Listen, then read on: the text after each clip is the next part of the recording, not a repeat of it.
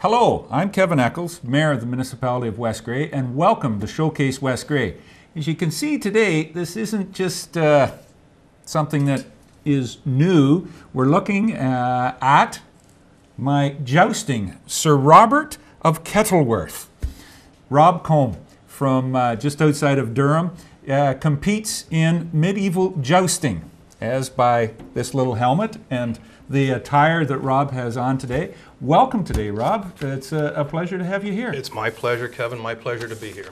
So, you have been a Canadian champion. You got involved in this about 7, 8, 9 years ago. This became your hobby to do jousting. You've been a Canadian champion twice, and if I'm not mistaken, you're ranked third in the world of jousting. As far as our rankings go, we don't have a real official organization that ranks us, but I finished third in our last World Championships, so that makes me third in the world. Third in the world. There you have it. And who knew? Right here in West Grey. Tell me, how do you get involved in jousting? As you can obviously guess, it's not something that you usually just pick up on any street corner. I used to live in Guelph, and there was a fellow who started the Knights of Valor. His name is Shane Adams, and he had a farm in Guelph. I just had the reason to visit there one day to actually visit a horse, and I saw them practicing. He invited me out to a tournament. As soon as I saw the tournament, I was hooked. I knew that was it. It was for me. It was all of my boyhood kind of dreams come true, and I've been jousting ever since. That was in 2000. Really? So it's an equestrian. You have horses. We've seen the medieval times and the jousting. Tell us about the fundamental basics of jousting. Okay. Go ahead. Basically, we do a lot of mounted games as well. We do mounted archery, we do spear throwing, sword fighting, but the joust itself is in an enclosed area that's called a list. There's a center barrier called the center list and two counter lists on the outside.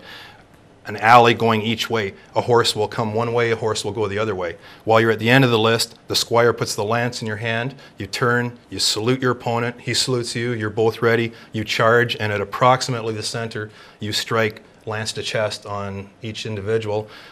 Broken lances, sometimes unhorsings occur on a regular basis. So there probably will be EMS paramedics close by for some of these joustings? There's always EMS close by, and unfortunately, I'm on a first-name basis with a few of them, so nice people. I can see. So they're not plastic or anything. These are actual wooden? Solid wood, 1.25" pine lances. We put a steel van plate, which is just basically a hand protector. You couch the lance under your arm, squeeze it as hard as you can, and you hit your opponent right in the chest. We have different styles that we do. The one that we do mostly is called Realgestellt, and you bolt a target right onto your chest area. That's where the opponent's lance has to hit. If he hits you in the head or he hits you off target, he just gets 0 points for that particular pass. Some styles that we do, the head is actually a target as well, so you can strike on the head. It's not a good target because it's small and it moves a lot, so the chest is a better target. Is a better target. Some people will say that was kind of the way I played hockey too, was kind of in a jousting. But no, we won't go there with that. So you have the horse, and obviously this would be quite a bit different than anything else of galloping or dressage or anything like that you see at the Olympics or even around the municipality. How do you train the horse? What goes with that? It takes a lot of training. Obviously, you can take a man in 100 pounds of jingly, jangly armor. A horse doesn't like to have that person on his back.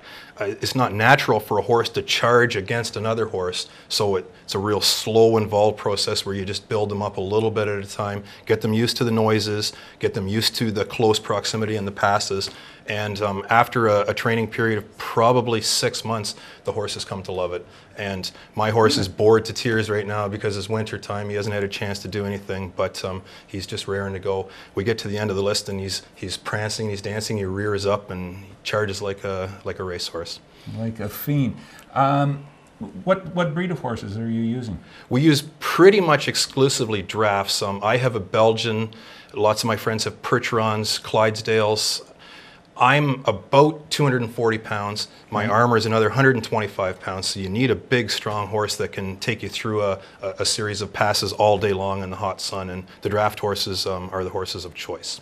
So we're not looking at one of these Kentucky Derby winners here. Definitely not. Speed is not your most important thing. You want steady. Steady and strong. Consistent. Definitely. So now you've got into this. You're a medieval jouster and whatnot. Do you get, I notice we have the red, white, and black. How do you pick the colors?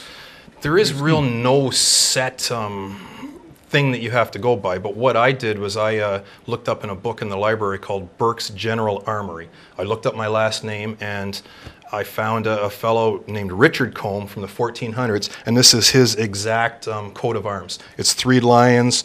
This is known as ermine. It's actually supposed to be little weasel tails, but there's a shortage of weasels around, so I just had to embroider it. And I just hope that he is some long-lost relative of mine with the same last name, and I have adopted his colors. Carried on the family lineage. Excellent, excellent. Now, you did mention a little earlier that it's the Squire that helps you with all of this armor on and everything like that. A knight has a Squire, and I've heard this, but I've never figured out what is a Squire or what does a Squire do? The Squires are really the unsung heroes of the whole sport. The knight up on the horse with all the shiny armor gets all of the accolades.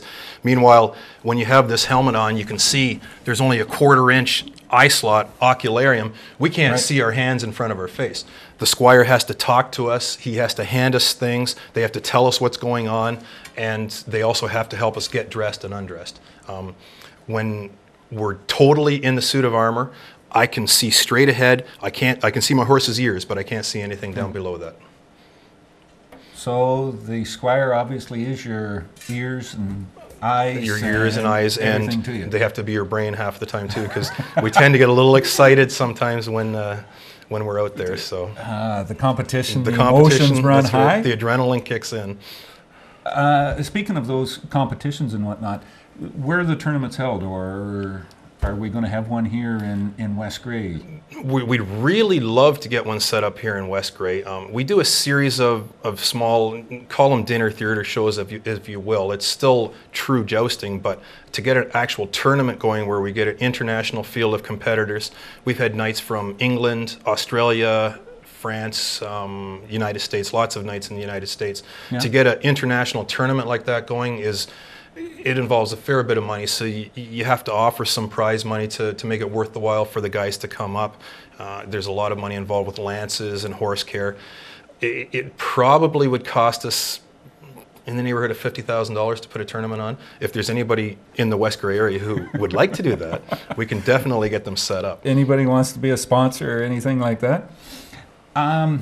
So do you have, and I'm pretty sure at the present moment we don't have a jousting competition in West Grey, but it seems something very interesting to promote and maybe build a festival around it type of thing.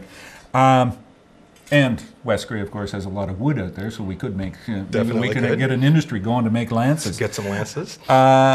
What are the events this summer? Do you have any coming up that are close by? There's several events. The closest ones would be we're doing a joust at Upper Canada Village in Kingston, and that is in July. We're doing a little Renaissance fair with a jousting tournament in Chatham, Ontario. That's known as Gregor's Crossing. It's a medieval feast.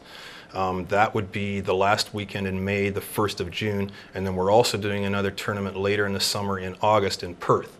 So those are the 3 in Ontario. I have several scheduled. There's one in Colorado, there's one in Tennessee, there's one in Maryland, which I'm hoping to be able to fit into my schedule, work-wise and everything to go. Very good. This brings us to an end. It seems like we just started. Rob, thank you very much for coming in. No, I'm not going to try some of this on. Some people say maybe at council I should have this type of armor. But very protective. Thank you very much for coming in. It's been my pleasure, Kevin. Thanks very much.